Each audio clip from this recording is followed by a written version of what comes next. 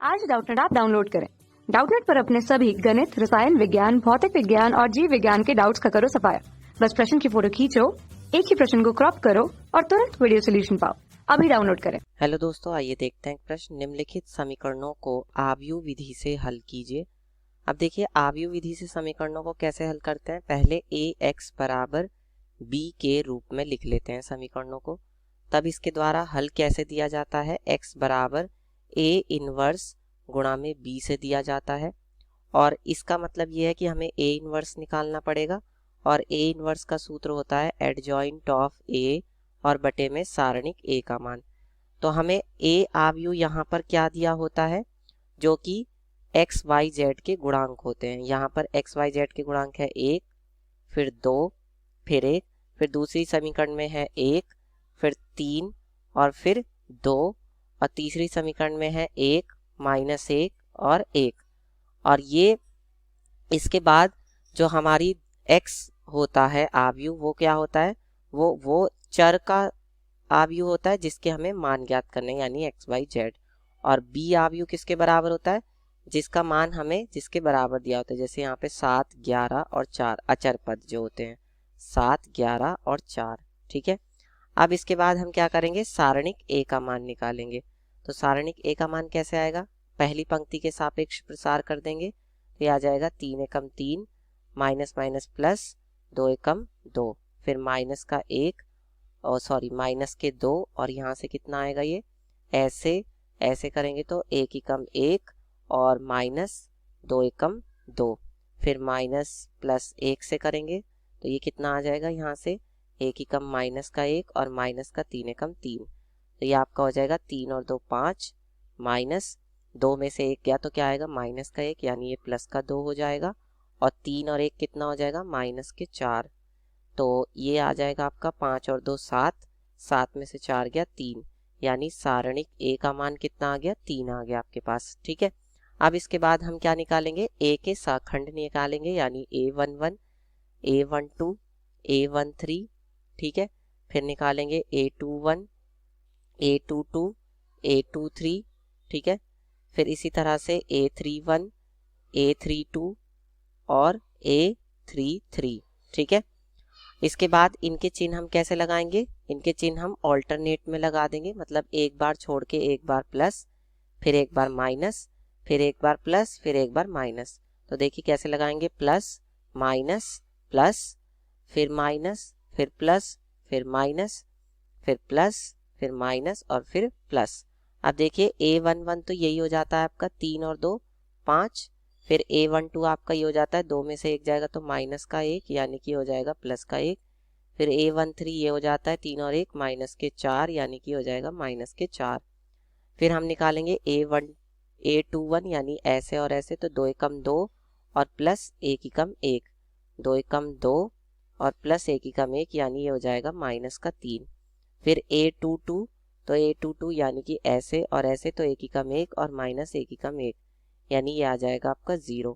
फिर उसके बाद a23, तो यानी कि ऐसे और ऐसे, तो ये हो जाएगा 1 एकम माइनस का 1 और 2 एकम माइनस का 2, माइनस का 1 माइनस के 2, माइनस 1 माइनस 2, यानी ये क्या हो जाएगा, प्लस का 3 हो जाएगा। उसके बाद a31, तो a31 यानी कि हो जाएगा 2 दूनी 4 और 3 एकम 3, 4 माइनस का 3, ये हो जाएगा आपका 4 माइनस का 3, यानी कि 1। उसके बाद a32, यानी कि ऐसे और ऐसे, तो 2 एकम 2 माइनस 1 एकम 1, 2 माइनस का 1, तो 2 माइनस का 1, यानी हो जाएगा माइनस का 1।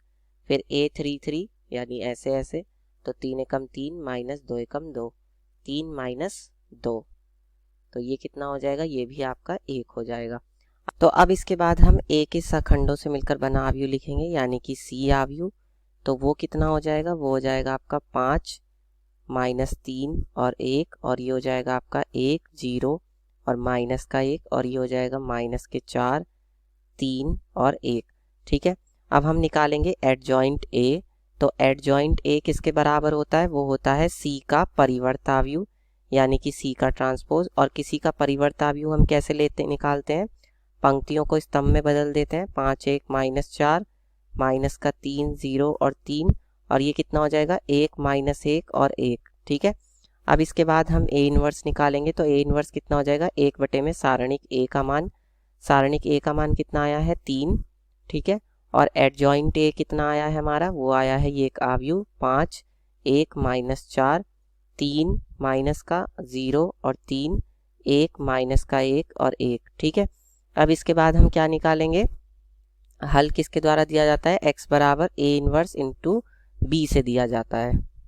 तो ये कितना हो जाएगा यहाँ से, ये देखिए हमारे पास x एक आव्यूह है जिसके अवयव क्या है x, y और z, ठीक है, x, y और z, और ये बराबर होगा ए इनवर्स यानी 1 बटे में 3, जो हमने निकाला है ए इनवर्स वो ये है 5, 1 और माइनस 4, माइनस 3, 0 और 3, 1 माइनस 1 और 1, और बी आव्यूह हमारे पास यहाँ पर क्या है, बी आव्यूह हमारे पास है ये 7, 11 और 4, तो वो हम यहाँ लिख देते हैं 7, 11 और 4।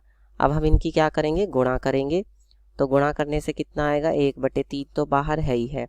अब इसकी गुणा कैसे होगी, जो इसकी पंक्ति है उसकी इस स्तंभ में हो जाएगी, तो 5 सत्ते कितना होता है 35, फिर 11 तिया 33 और 4 एकम 4, फिर इसी की कैसे होगी, ऐसे होगी दूसरी पंक्ति की, तो कितना हो जाएगा 7 एकम 7, फिर प्लस 0 और माइनस 4 एकम 4, फिर 4 की करेंगे तो माइनस 4 सत्ते 28, फिर 3 11 तिया 33, फिर प्लस 4 एकम 4, तो ये कितना आ जाएगा, ये यहाँ से आ जाएगा आपका 1 बटे में 3, और एक आव्यूह जिसके अवयव कितने होंगे, देखिए 35 में से 33 जाएगा तो कितना बचेगा 2, 2 और 4 कितना हो जाएगा 6, 7 में से 4 जाएगा तो 3, और यहाँ कितना आएगा देखिए 33 में से 28 जाएगा तो बचेगा 5, 5 और 4 कितने होते हैं 9, ठीक है।